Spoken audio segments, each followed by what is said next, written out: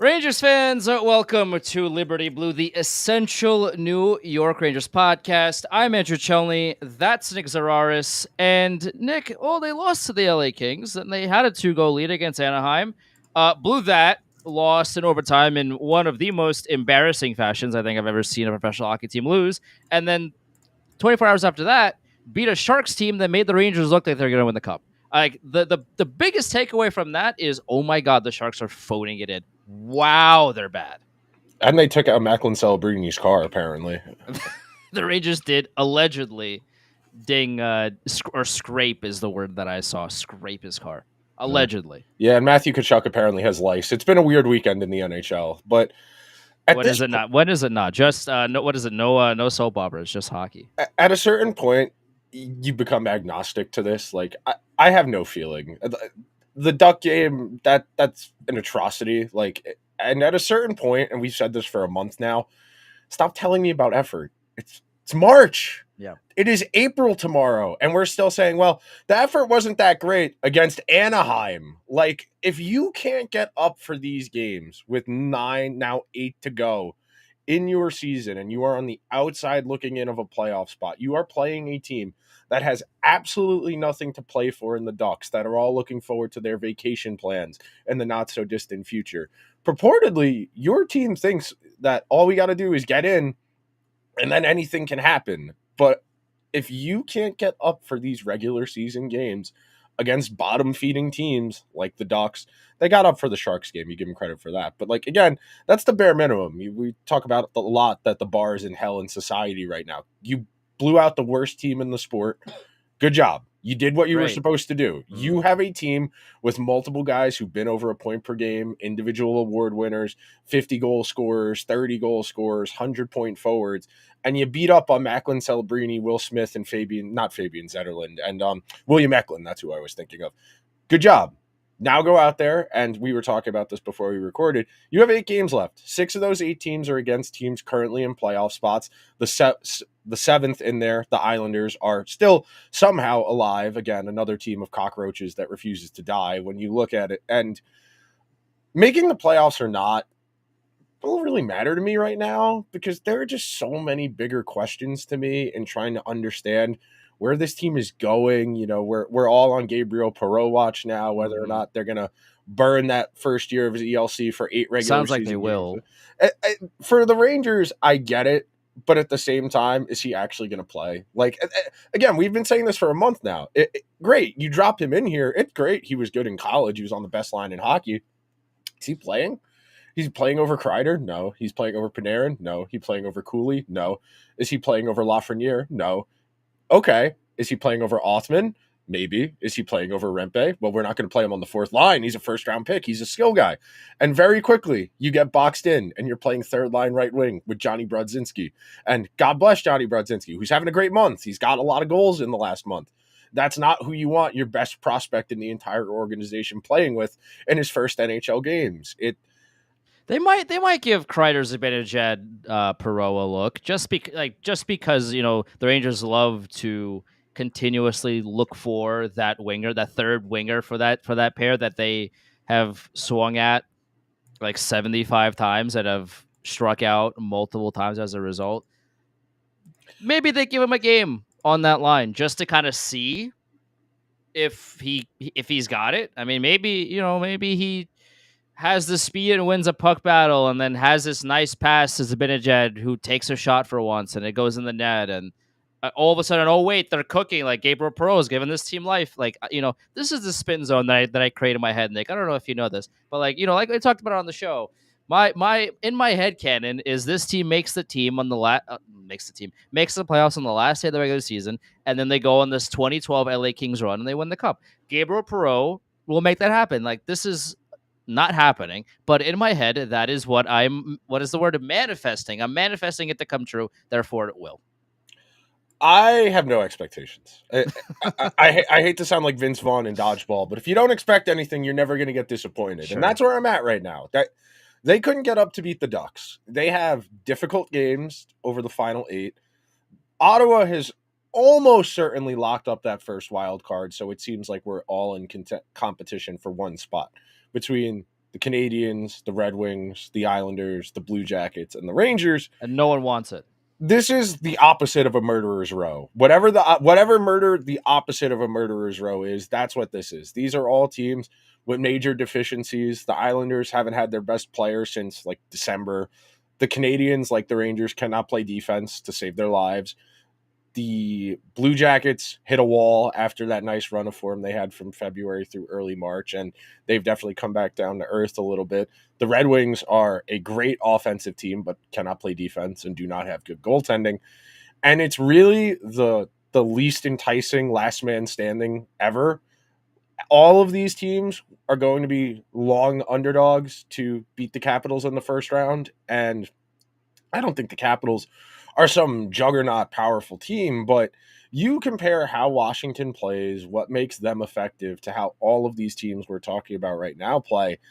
And I don't want to say it'll be academic because that's why we play sports, just in case the underdog team does win from time to time. But a Rangers team with minimal structure, minimal discipline, with attitude and energy issues against a team that's basically been a buzzsaw all year. And like they missed Ovechkin for 6 weeks, and it didn't really matter a whole lot to the vibes of that team. They kept showing up, they kept playing hard, and they've been rewarded for it. You know, there are two ways to go about that post cup haze, and you can end up like the Capitals or you can end up like the Penguins, and you got to take some swings and you got to get lucky. Lest we forget all of the moves they made in one off season. They've all seemed to work out relatively well. And you compare that to the Rangers, who made one move, which was adding Riley Smith, and that's good enough for us. We'll be back, and they very much were not back. A lot of it has to do, talent on paper doesn't win hockey games because the Yes. games are like you can't win games on paper. That's the whole thing that like we've been talking about it for a while, and that's the overarching idea is that the Rangers have a lot of paper on talent, right? Like Panarin, Zibanejad, Kreider, Lafreniere. If you look at it in NHL 25, right, their overalls are high. It's like, oh, like this is a really good top six, and okay, well, with Adam Fox and with Shesterkin, like this is a surefire playoff team. But like, you still have to play the games, and that's one of the faults of this team this season has been they aren't like they just expect to win these games, or at least they were expecting to win earlier on, and then they hit that ridiculous strut where they kept losing and they kept that was just an abomination of hockey for about 20 games there. But like there was a lot of early expectation, especially because they started off really hot, right? They're like, okay, this is a continuation off of last year. They were playing really well, and then the fall off needs to be studied. I mean, my God. But like a lot of that has to do with, okay, on paper you're a strong team, but the structure has to be there. The attitude has to be there. All the little things that add up to a successful hockey team all have to be there in order for you to actually go out there and win the games. If every day of the week the Rangers should have beaten Anaheim. They should have blown the doors off of Anaheim. Like, I understand that Anaheim is they're playing spoiler. You're still a young team, and they're trying to prove something. Like they were they played relatively not bad. Like, they were a fast team. They have the ability to scare teams when they want to play to that level, and that's a lot of what Anaheim did. What was it on Thursday, I think, or Friday or whatever, that when the Rangers and Ducks played, and the Rangers were like, oh, we got a 2-goal lead. And then if you listen to Joe Micheletti on the broadcast, the whole third period, it was like, guys, you're a veteran team. Please don't do silly things. Show some professionalism. Please don't, make these aggressive plays that lead to nothing for no reason. Like, you don't have to pinch. You just play fundamental hockey. And then the Rangers gave up one goal, they gave up a second goal, and then they lost in overtime. And Joe Micheletti was beside himself, and for good reason. Like, dog, this is not your first rodeo. If this was Montreal, or if this was a team that was, like San Jose, for example, if the team was really young, this would be more understandable and digestible. But like, dog, this is a team of veterans that can't hold a 2-goal lead against the Anaheim Ducks at the end of March. Are we serious? Playoffs? We're talking about playoffs. Come on, give me a break. And I do think I forget whose column I had read. They made a point, and I found it really interesting that the 3-on-3 overtime is arguably when your structure and your discipline is the single most important component of how successful you're going to be. And you look at the Rangers' overtime record this year, they're 2-7. I think there's a strong correlation there between the structural discipline you need to maintain in 3-on-3, understanding your assignment, understanding when someone gets passed off to you, understanding when to regroup, when to drop the zone, when to regain the zone. And I think you can draw a really strong through line to that as a manifestation of the Rangers' issues. Where, yes, in the 3-on-3, the Rangers can run out a really nice set of permutations of guys, even when you get down to that third or fourth option. Like, yeah, you don't really want Will Borgen being the only defenseman out there, but there you could do worse than that as the third or fourth guy off the bench. But your assumption is, well, if we send JT Miller and Panarin out there with Fox, we're going to win the game in the first 90 seconds, and we're not going to need to send another group out there. But by and large, when you don't have that structural discipline, when you don't have that attention to detail that's requisite with that, and that's the conundrum. You think about it in 3-on-3, you have to cover a lot more ground as an individual. And how do you cover as much ground as you possibly can with the help of your two guys out there? Communication, guys knowing where they need to be. And continuously, the Rangers have lost in overtime because they don't have effective communication. They don't have good structural discipline. And then you add that to just the Murphy's Law nature of this season, where everything that can go wrong does go wrong for them. And it's really not hard to understand why this team, which has considerably more talent than the three teams in front of it in the wild card race, you could argue is more talented than the Devils without Jack Hughes and Dougie Hamilton. And they haven't been able to make any progress. We've been beating that drum for a while now. They acquired JT Miller on the 31st of January. The first game he played was February 2nd. They're under 500 since JT Miller got here in terms of wins losses. With points percentage, they're over 500. But points percentage, we talk all the time about the loser point not really being a great indicator of how good a team is. But how is adding a point per game forward to the team not done anything? And I Right. think that's the strongest sign that this team just isn't very good. That you added a point per game player, you didn't take anything out of your lineup that was actively playing for you because Heedle's a direct 1-to-1 replacement, one center for one center. But you dropped a point per game player in here, and it hasn't mattered at all. That's the biggest red flag that you can have. Where yes, losing Philip Hedl was tough, and again, we talked about this before, but hopefully he gets well soon, and hopefully he gets back to playing soon. Losing Hedel was tough, but you trade for a player that, like you said, point per game player, and has been a good player for this team. It's not like he's getting some secondary assists and like that's been what's causing his point per game. Like no, like he is an active participant in the offense. He's been all right defensively too. Like for the most part, JT Miller has been a positive addition to this team, and he's made this team better. But when you have somebody like that, you trade for a guy that does, that checks all these boxes, and your record absolutely does not change as a result. That is code red. Oh my God, this team is cooked beyond belief. That should be your, in case of emergency, break glass. We need to change something drastically here because there's like nothing else that we're doing seems to be working. And we're here now. The Rangers, we talked about at the deadline and past that as well, where they made a bunch of trades that ultimately didn't do anything. It didn't move the needle one way or the other. They really should have traded away Chris Kreider. They really should have been more aggressive in their pursuit of selling, even if it's to sell low. You need this was the time to do it. They didn't do it. They're 1 foot in, they're 1 foot out. They don't know which way they want to go. They keep winning, like they keep winning occasionally, but then losing these really ridiculous games that they should have no business losing to. And somehow, some way, like everybody else in the East is equally as benignly, like just benign. Like the Blue Jackets were really good. Now they're not. The Islanders were like somehow from 6 feet under, they were resurrected, and now they're back down 6 feet. Like I don't know what they're doing. There's so many teams, like Detroit is so bad, so like hilariously bad defensively. And also, I'm not saying, that I would be a great NHL goalie, but what I am saying is that how many more goals could I possibly give up more than what the Red Wings are? And I probably cost a lot less money. Like the Detroit Red Wings cannot stop a beach ball. And they are, they're I guess in the mix. Like Montreal the same way. Like, yeah, they're a hungry team, they're a young team, and they play well offensively, but defensively they don't exist at all. Like they might as well just be rolling out a red carpet for the other team. Like this is the most grabbable playoff spot in the history of playoff spots.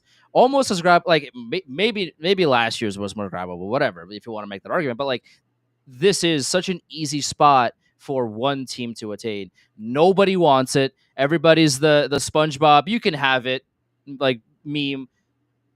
No one like it almost seems like nobody wants it because no one wants to get embarrassed in the first round. But like, dude, the Rangers have 8 games left. Like you said, 6 are against playoff teams. Eventually, like we're 74 games in, we're talking about effort, we're talking about intangibles. Like, give me a break, man. Like, it'd be one thing if this team was a fun watch, but you're a veteran team with veteran names. You added a JT Miller, and the vibes are still bad.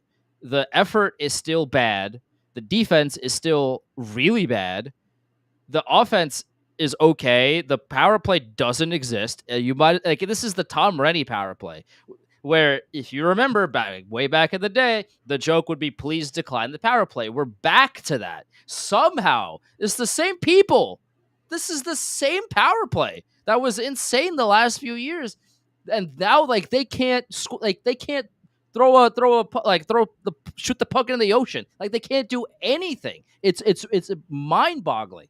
So you compile all these things, and they are one mid-ass team that doesn't know if they want to win or lose. And it's like this is so baffling on so many levels. So while you were talking, I went and pulled up on Natural Stat Trick. So the Anaheim Ducks are the 31st ranked team in high danger chances for and against, meaning they give up the 31st most high danger chances. The Sharks are 30th. Montreal is 29th. The Rangers are 28th. Detroit is 26th. Columbus is 22nd. Ottawa is 20th. The Islanders are actually the highest of these wildcard teams in terms of high danger chances for and against at 18th. And I think that tells you a lot about the nature of these teams. You compare the special teams. You look at the Islanders actually aren't a bad 5-on-5 team. It's that their special teams are an atrocity. They're 31st in power play. They're 32nd in penalty kill. And you compare that to, again, the Rangers don't have the injury bug the way some of these other teams do, where they could at least, it's not an excuse. Like the Devils are really kind of over a barrel right now between Markstrom coming back from that injury and not playing well. Dougie Hamilton did skate this morning, but remains to be seen if when he'll be able to come back. And Jack Hughes, we know, isn't coming back. But man, it is just miserable hockey. And we've made this point more than once this season, but the fact you have Sam and Joe just outwardly being like, they're not playing well and they're not trying that hard on the broadcast, which is owned by the team, is insane to me. Right.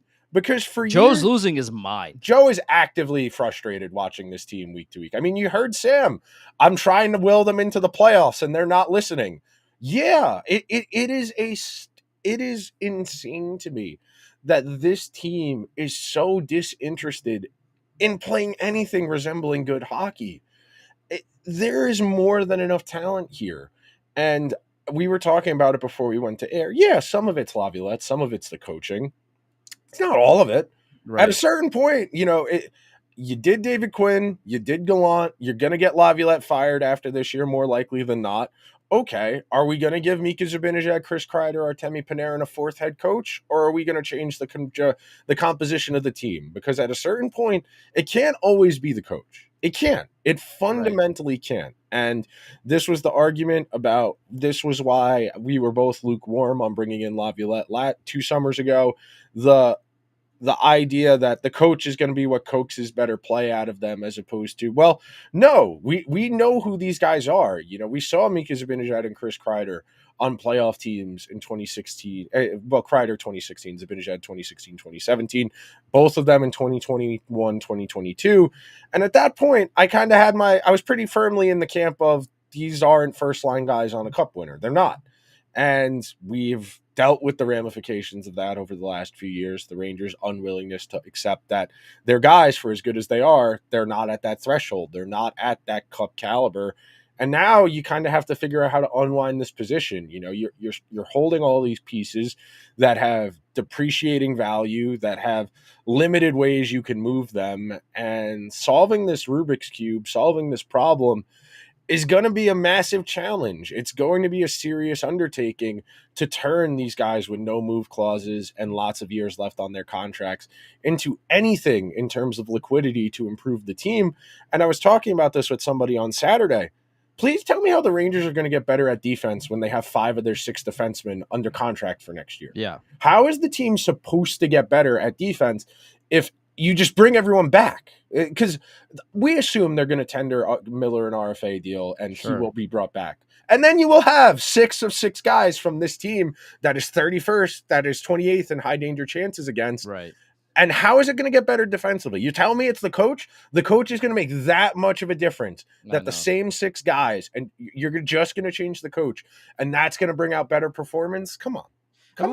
We've been talking about this for weeks now. Like, this team cannot defend at all one bit. Right, like, some of that is defensive issues. Some of it is the forwards don't understand how to forecheck, and they don't want to understand, or they just choose not to understand what a forecheck is and how to back check effectively.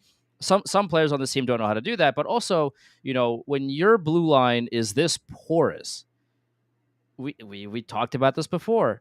On what universe do you think it's a good idea to re-sign everybody on the blue line? If it's actively bad, why are you giving Will Borgen a 5-year deal? Why are you giving Urho Vakanainen, a 7th defenseman, a 2-year extension? Bless you. Like, there's so many wild and baffling decisions. Why did you trade a high 3rd-round pick for Carson Soucy only for him to be so obnoxiously awful defensively that has been a healthy scratch for the most part? Like, and he's signed through, I think it's the end of the next season. Why are you giving your bad players all the more reason to continue to be bad? The whole, part of the idea is like, okay, at least if you're playing for a contract, you want to be like actively playing your best to try to get a payday, whether that be from the team that currently employs you or a different team, right? Like, you want to go get that bag. You want to play as well as you can, and try to show up for these games. Every bad player on this team, whether that be, on ice or mental or what have you, they all have job security. And not only do they know that, the Rangers know that, and other teams know that too. So, like, there's plenty of examples on this team, but when you have guys that are underperforming, don't care to play better, really. I mean, and no matter what they say, because they're showing you what they really want. I don't, like, you can yap to me all you want, but until you show me that you actually want to do something about this team being as like hilariously mid, then I won't hear what you're saying. You have to go out there and show it to me. And everybody on this team right now that is underperforming, that their mental isn't great, that they're not back checking, they're not skating, they're overpassing because they're terrified of a mistake. All of these guys are under contract. No head coach will change that. These players have been under multiple head coaches now, and no head coach has been able to successfully fix their mental. We've had 3 different head coaches now in this locker room with this core, and it's been the same issue years and years and years and years of this now of, like, this team, is like mentally sometimes just isn't there, and like now the cracks have been showing more and more, and now we're here of like, dude, like, they're blowing leads to the Anaheim goddamn Ducks of all teams at the end of March, only to turn around and be like, oh, the effort.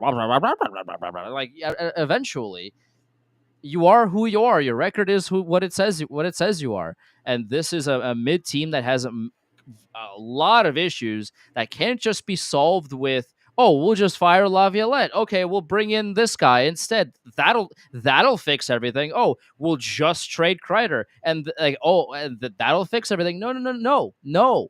This is a systemic problem that you've actively made worse this upcoming, like these past few months, by giving bad players more runway, and you've exacerbated the problem for no reason. No one forced you to do that. You did this, dog. Like, all of these trades, all of these extensions have amounted to nothing.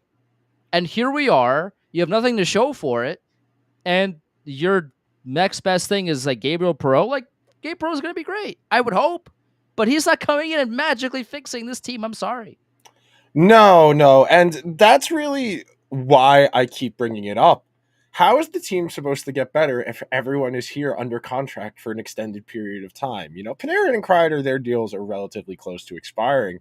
But beyond that, pretty much everyone is locked up for a while. And when you are committed to guys, it's hard to get rid of them. And look, is Perot going to jump right into the lineup? We'll see. He has to make a decision. It's up in the air whether or not he's going to. More likely than not, he will. Ryan Leonard is supposed to. Same deal for the Capitals. He's more likely than not going to do the same. And I really do think the Rangers need to get over themselves to some degree.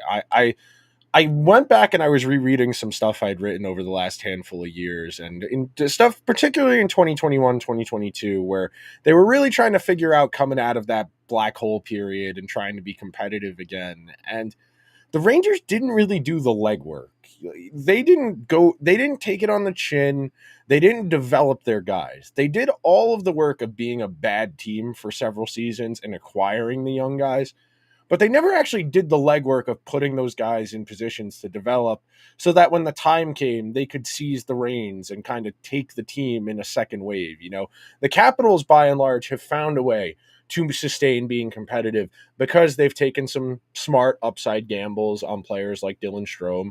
They've drafted and developed guys reasonably well. Well, yeah, they weren't that good last year or the year before, but Connor McMichael and Alexei Protas were getting ice time. They were playing. They were getting better. And they could reasonably do that because the Capitals were realistic. The Rangers have never been really realistic about their own forecast, their own direction. And that's really what's kind of stuck with me, that they came off 2021, 2022, which was the second best goalie season in the stat tracking era behind the one where Carey Price won the MVP. And Chris Drury said that's replicable. We're going to keep doing this. We're going to have the best goalie in the league be the best goalie in the league. And that's enough to be a Stanley Cup contender. Because if that's not the case, what are you telling me the vision is here? We're going to be a great special teams team and a great goalie? Okay. We've seen that one before. The Oilers have done that to a lesser extent, obviously not the goaltending, but the great special teams and overly relying on a few great players. And coming out of that 21-22 season, there was a real opportunity to kind of set yourself up for something a little more sustainable, to try and extend that window of contention. And instead, they really went heavy on that group. You know, they made true with the captain. They brought in Trocheck to replace for Ryan Strome. And yeah, Trocheck's a better hockey player than Ryan Strome, but you locked him up for 7 years, and he's going to be like 35, 36 by the time that contract's over. Do we really think Trocheck's getting to 36 in the NHL? I struggle to see that. They had an opportunity to kind of buy themselves some time and let those younger guys play into bigger roles. And then you worry about finding that last missing piece or two. And instead, all they have to show for it is a second pair defenseman in Keandre Miller that we all unanimously agree is underperforming his potential. Alexis Lafreniere, who is probably reaching a ceiling of a second line forward who needs a better player on his line to be effective. That's not a whole lot to show for an extended period of being a bad team. It really isn't. And yeah, do they get credit for Adam Fox making that trade? Yes. Do they get credit for drafting Shesterkin in 2014? Right. Yes. Well, give credit to Adam Fox's dad because he's a Yes. Rangers fan, and Adam Fox wanted to be a Ranger.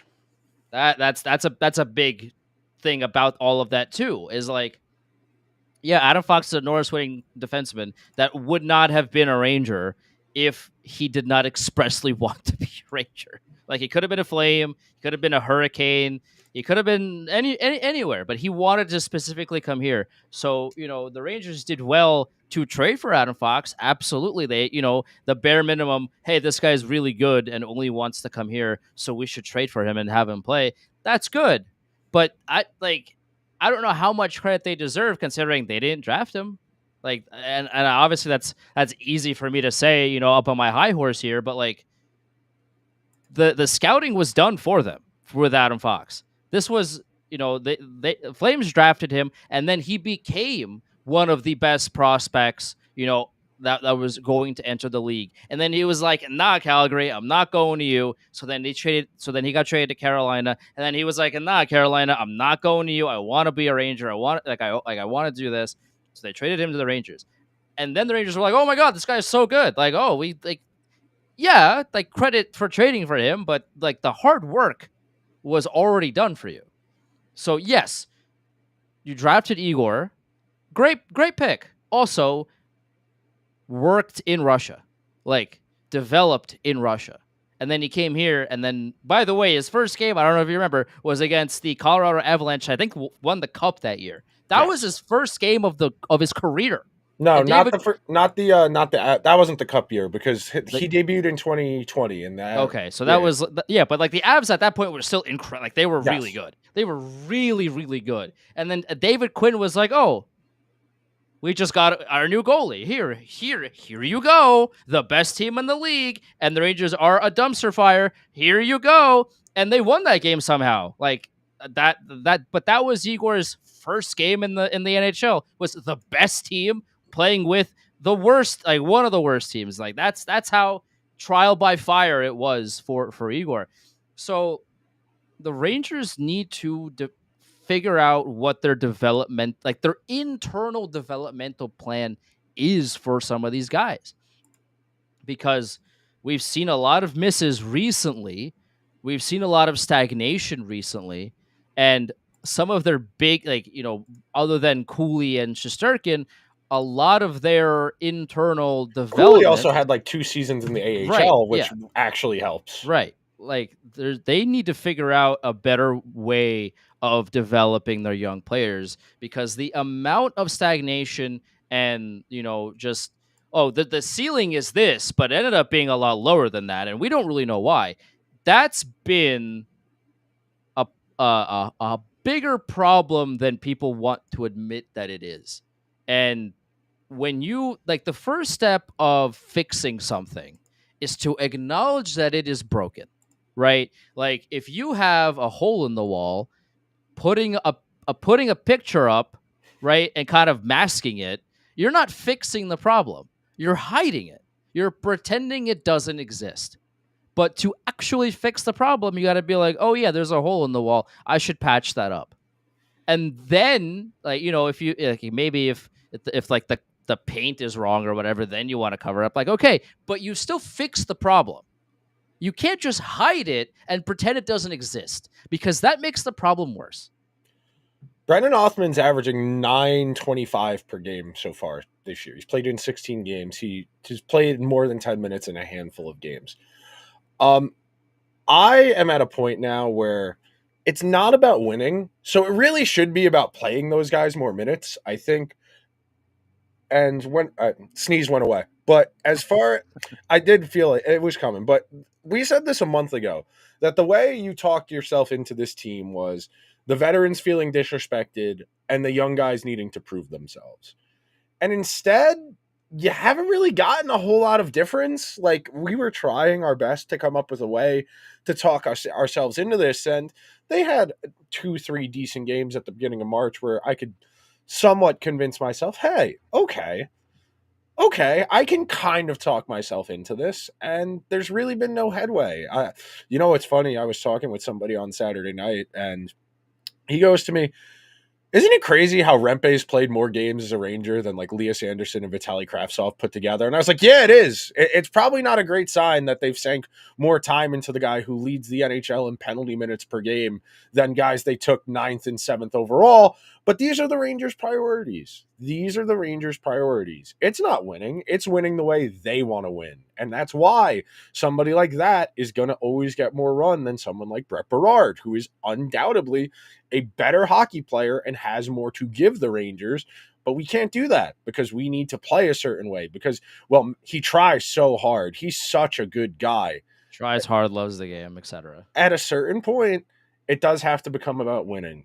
You know when intangibles and grit matter is when two teams are evenly matched and it's two great teams and you need guys who have resolve, who have fortitude, have been in difficult situations before and have that experience to draw upon to win those close series.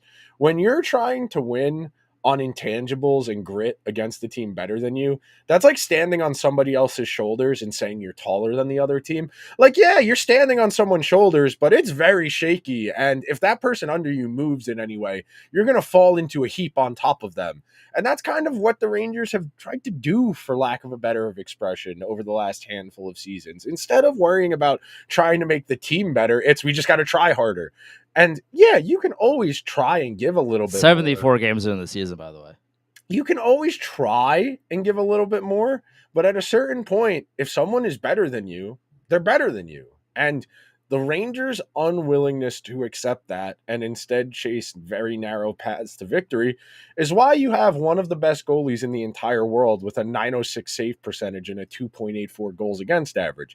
We all know under the surface, Igor is playing really good hockey and has good underlying numbers in terms of quality of shot, scoring chances saved, and that type of thing. But when a team has guys like Fox and Shesterkin who are having reasonably good to borderline The amount very of good Adam seasons. Fox hate I see on a daily basis, like He has 60 points. There are 5 defensemen in the NHL with 60 I points. And points aren't even the be all end all for evaluation, but like to say he's having a bad season is insane. it's insane. It really is. Same thing with Shesterkin. Like, is a 906 save great? No. But you look at the volume of work he's had this year, the defense he plays behind, and he'll end up being top 5 or 6 in Vezina voting this year based on that, because that's one of the awards where the executives vote on it, not the writers. But man, it is hard for me to think that all we got to do is try a little bit harder being the difference here. We've seen really talented Ranger teams match up with teams more talented than them. And then it's funny how that happens. It's never we didn't try hard enough when the team is winning and they're good. But as soon as they lose, it can't possibly be the team's not good enough. No, we just didn't try hard enough. We didn't get lucky.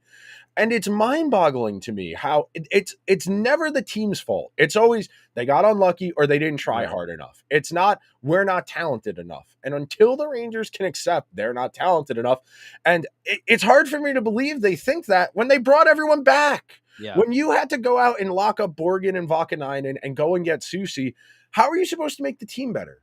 How is the team supposed to get better where trying harder can make a difference? It is not feasible to say that. And the other part of this conversation we haven't had yet. Okay, you're going to fire Laviolette. What first-time head coach is walking in here to take this job? Exactly. Like everyone's like, oh, go get someone from college. Go get an AHL coach. David Carl is going to walk through those pearly gates and take an 8-year deal from the Rangers, and everything's going to be just fine. And then, like, the credits roll in of, like, you know, the hopeful music in the background. It's like, oh, well, David Carl went on to win 4 Stanley Cups with the Rangers as head coach, as they've built a dynasty. And, like, and then, like, it goes to Mika Zibanejad. Mika Zibanejad has remembered he was good at hockey and, like, went on to have career years into his 30s, right? Like, you know, all of these, like, you know, like 90s end of movies, like, scenes like this, Yeah, you know, montage, the yeah. epitome of, like, oh, everything turned out just fine. Yeah, that's all great, but David Carl is not fixing the effort level of this team. You know who you know, at the end of the day, like, David Carl can tell players, or David Carl or Laviolette or whoever's whomstever is behind the bench. At a certain point, they don't have controllers in their hands, controlling every player on the ice. This is not EA. This is not EA NHL. As much as we would like it to be, the coaching staff, and yes, listen, Laviolette has done a lot of questionable things this season. A lot of questionable things. That has, I'm not defending Laviolette's structure. His structure is not great. Players don't really know where to go. It's the end of March again. Like there's no support. There's a whole lot of questions surrounding Peter Laviolette's coaching style this particular season. However, when we're talking about effort, like Peter Laviolette cannot make Kreider back check harder. He No, can't and if make you go back, and the one he thing can't make he can't make he can't make Alexei Lafreniere actually care about doing anything when he doesn't have the puck on his stick.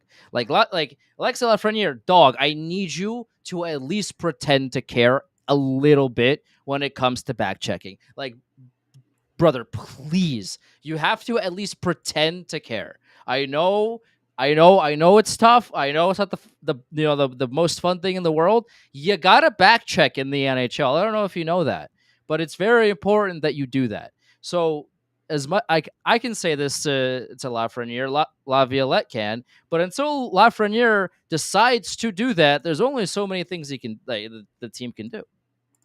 And if you go back and you go and watch the episode of Liberty Blue we recorded after they hired Peter Laviolette, you can hear Andrew and I say that exact conversation verbatim, that it doesn't really matter who the coach you bring in here is. Artemi Panarin is 31 years old. Chris Kreider is 31 years old. Zibanejad's 30. Trocheck's 30. Those guys are not changing how they play hockey at this point in their careers. They're not. You are not convincing a guy at those stages of their careers to change anything. They've gotten as far as they have. They've had the successes they've had in hockey because they've been who they've been. You're not convincing somebody with that much of experience and that much of a track record to change how they play unless you are really, really, really good at your job. And the vast majority of hockey coaches don't have that. And that's more of a hockey thing than like an individual coach thing. GM matters a whole lot more in hockey than coach does.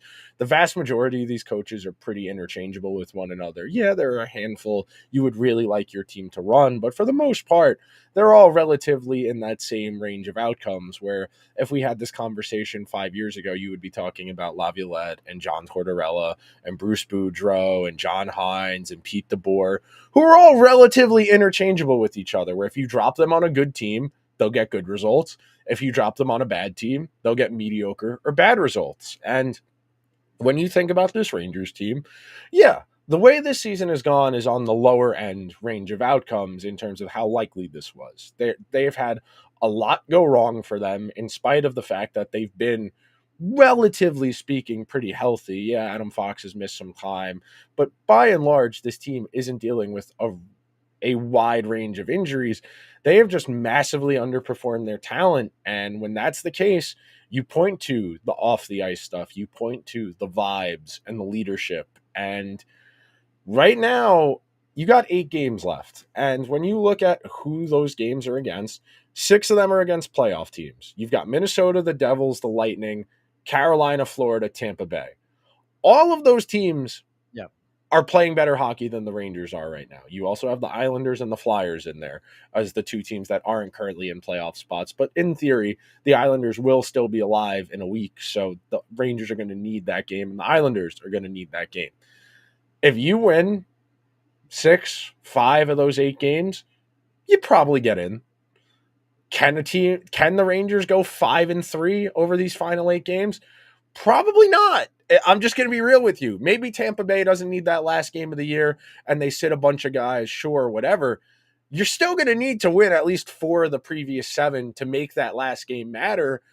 And they can't string together 3 games in a row. They haven't won 3 games since November. And by 3 in the a way, row. I don't know if you know that. I don't know if you know this, Nick, but like you got to win 4 of 7 to win a series, and it's a lot easier to win playoff series when you can win back-to-back games. Like I don't know if that's breaking news to anybody, but you would like to win multiple games in a row in the playoffs, and the Rangers have not won 3 in a row since November. By the way, it is April tomorrow. Playoffs? Talk about playoffs? Come on, man. It's just if you want it, like I said before, man. If you want it, then go show me that you want it. Go show me that you want to win 3 in a row. Go show me that you want to beat these good teams. You could yap in my ear as much as you want, but I'm not playing. You are. Don't lie to me. Don't tell me that you want it. Go out there and show me that you want it. Win the loose puck. Give me that extra stride and back check to prevent a 3-on-2. Show it to me. All this yapping, all this talking, but not a whole lot of doing out here. Please come like at, if you want to yap to me in like November, I'll be a little bit more lenient. It's April tomorrow. I don't want to hear it. You had the whole season to prove me wrong, and so far you haven't done that. I don't know, man. I just don't know. It's hard to even get riled up at this point because they themselves aren't even riled up. Uh, I the organization needs a fundamental change from the top down, and it's very cliche to say. And I'll leave you with this. This is the last thing I want to touch on. Organizations in sports, when they go bad, it starts at the top. Leadership is a reflection of what your team is, whether that's the owner, the president, the GM, the coach, all of those leadership roles as you trickle further and further down closer to the player, the more they're reflective. And by and large, it seems like James Dolan doesn't care a whole lot about hockey and largely lets the hockey people do what they want. For the most part, there are outlier situations there where we assume Tom Wilson, we assume missing the playoffs a handful of years in a row, did play a part in James Dolan actually noticing he owned a hockey team again. But you think about the GM who reportedly only really talks to his two or three guys. They have a very, very bare bones front office. They are very insular. They control communication very, very diligently with the outside world. And for the most part, don't leak a lot and are very, very diligent about not letting things get outside. If we all recall that article that Vince wrote back in, I think it was December, about a little bit of paranoia creeping in and loyalty concerns about people who were there before Drury assumed control, slowly being weeded out one by one because Drury didn't feel like they were loyal to him. And you kind of get that reflection down on a team level where everybody's kind of in this for themselves right now. There's not a whole lot of team, there's not a whole lot of we. It's very, very disjointed, un what's the word? Unprofessional, I would venture to say, hockey, where there just hasn't been enough of a commitment to turning this thing around. Because, like you just said, if you cared, you'd show me. I'm not saying you need to win, but I'm saying I can tell when a team is playing good hockey and when it isn't. And when Right. you are consistently playing bad hockey, and it's largely in the details, it's largely in the decision making, that's a reflection on the guys. That's a reflection on the team when the decision making and the processing is what's wrong. Are the Rangers a talented hockey team? Yes. Well, if they don't play with sound fundamentals, if they don't play with structural discipline, it doesn't matter how talented they are because you're going to get picked apart. And that's really what this season has illustrated and why it matters so much that you play good transition hockey that makes it where you're not overly reliant on a handful of guys because you see that. In years past, the Rangers haven't been this maestro of hockey that play the most fundamentally sound high end hockey. It's largely been a handful of guys playing really good hockey, offsetting the poor hockey. Now, all those guys took varying degrees of a step back in Panarin, Shesterkin, and Fox, and none of them are having bad seasons, but they're not having great seasons. And that's why the Rangers are an average team or a bad team as opposed to a good team. That's really the only difference. If you go and look, the difference is the team's great players are only good as opposed Right. to great. And that's got the team in the thick of the wild card mix. I think a lot of people owe apologies to Igor Shesterkin, Adam Fox, and Artemi Panarin for the critiques over the years because you see how important they are, where they all took marginal steps back and the team is in absolute dire straits. Yeah, and again, your top players have to be your top players, and especially your forwards. Like the fact of the matter is that the forwards are contributing very little offense on top of virtually no defense. So not only are they not scoring, they're not helping their own teammates on the back check. They're not, switching when it needs to, when they need to switch. They're not giving their teammates an extra try. Like, how do you go a 4-on-2 against the Ducks after a power play? Like, dude, again, if it was like Game 2 of the season, it's like, okay, they're rusty, whatever. They'll get out of it. It's the end of March, which it just tells you everything you need to know about the roster and the mentality of this team. Where after every game they're talking about the effort and they need to do better about this and they need to do that, and then they go out there and lay an egg. Dude, how many omelets am I making here? You got so many eggs out there on the ice. Like, you could solve the egg crisis out here because you're laying so many of them. Come on. uh, why stop talking to me about effort when you don't show that to me.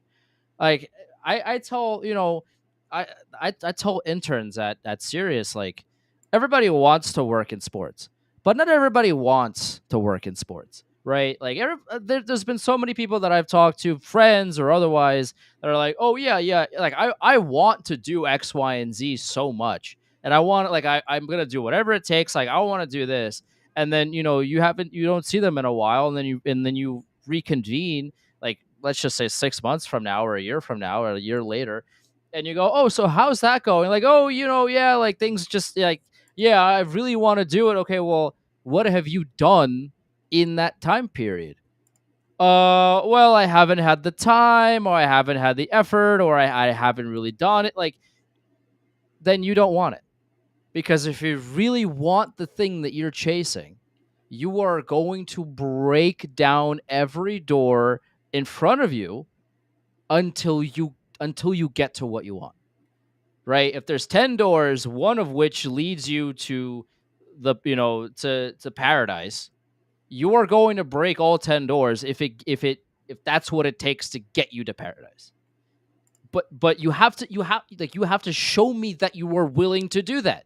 You have to go out there and break the doors down. This team loves to say it's going to, and then they're like, I have a hangnail, so I can't. Oh, but I can't exert. Oh, like, I pulled a muscle, so I have to. Maybe not today, but let me check my schedule. Maybe next Thursday I can fit in a door breaking session. I don't know. We'll have to see. I'll have to move my doctor's appointment. This is the attitude that I see from them. Don't tell me you want it. Okay, well, then go show me. Until then, I don't care. Emily Kaplan's reporting the Rangers are probably going to agree to a ELC with Perot Cool. today in the last 5 minutes. So Right. if he actually plays or not, that's a different conversation. We'll see. I very much think the Rangers are going to throw him in the lineup and just kind of see what happens, because by Sure. and large, You these might last as well. Like, what are you losing? What are you losing? Abe Kubel's 4 minutes a game?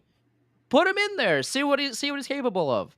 I would love for him to be the top six. If nothing else, to just see what he can do. see where he's at. Yeah, he's been incredible for Boston College, and he had a great college career. Okay, and if he's this incredible of a prospect, just throw him in the top six with other talented forwards and just see what he's capable of. If he is 3 steps too slow and he can't do it, okay, well, then you at least Yes. at least you are ahead of the curve and you can see where he is and how much more time he needs to develop. Maybe he needs to be sent down. Maybe less minutes and a more sheltered, like, something. But just throw him out there with the top guys. See if he can give him a spark or something, and they'll go from there. The biggest thing right now with Gabriel Perreault is that you don't know what he can do at the NHL level. So the best thing you can do, especially with a middling team at the Rangers, is just give him a bunch of ice time with good players and see if he can create something tangible for this team to hook onto. Because you don't know what he can do, so just go see. That's the key. Are they going to do that? Who knows? But that's the best strategy, I think. It's what you want to do. You want to know what your young guys are instead of waiting until you need them to be good to try and find out what they are. And that's kind of been the Rangers' issue over the years. But that'll do it for this week's Liberty Blue. If anything of note happens in the next week, we'll talk to you before next Monday. But if not, if you could be so kind, please subscribe wherever you get your podcasts or over on YouTube. Andrew and I will talk to you guys real soon.